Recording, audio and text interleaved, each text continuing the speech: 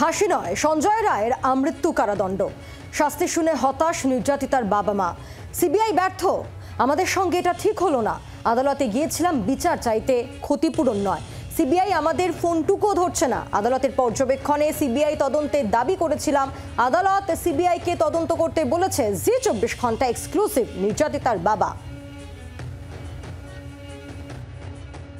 জজের উপরে আমরা যে ভরসা রেখেছিলাম, জজ তার পূর্ণ মর্যাদা দিয়ে তিনি যা প্রমাণপত্র পেয়েছেন তার উপরে দাঁড়িয়ে সঠিক রায় দিয়েছেন বলে আমার বিশ্বাস। সিবিআই তো কাজই করছে না, কোনো রকম কাজ করেনি এবং আমাদের কোনো তথ্য আজ পর্যন্ত যা করেছে সেই কোনো তথ্য আজ পর্যন্ত আমাদের দেয়নি। এখন তো ফোন করলেও ধরছে না কয়েকদিন ধরে, কারণ যে আইও যার শনিবার এবং আজ কোর্টে উপস্থিত থাকার কথা ছিল, কিন্তু আজকে দুদিন ধরে কোর্টেও দেখতে পেলাম।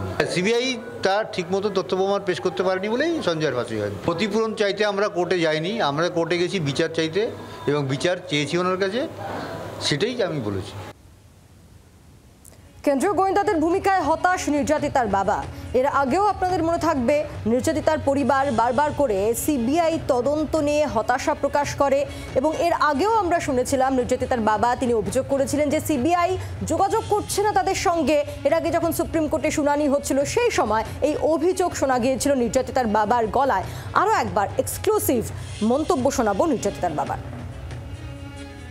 জজের উপরে আমরা যে ভরসা রেখেছিলাম, জজ তার পূর্ণ মর্যাদা দিয়ে তিনি যা প্রমাণপত্র পেয়েছেন তার উপরে দাঁড়িয়ে সঠিক রায় দিয়েছেন বলে আমার বিশ্বাস। সিবিআই তো কাজই করছে না, কোনো রকম কাজ করেনি এবং আমাদের কোনো তথ্য আজ পর্যন্ত যা করেছে সেই কোনো তথ্য আজ পর্যন্ত আমাদের দেয়নি। এখন তো ফোন করলেও ধরছে না কয়েকদিন ধরে, কারণ যে আইও যার শনিবার এবং আজ কোর্টে উপস্থিত থাকার কথা ছিল, কিন্তু আজকে দুদিন ধরে কোর্টেও দেখতে পেলাম।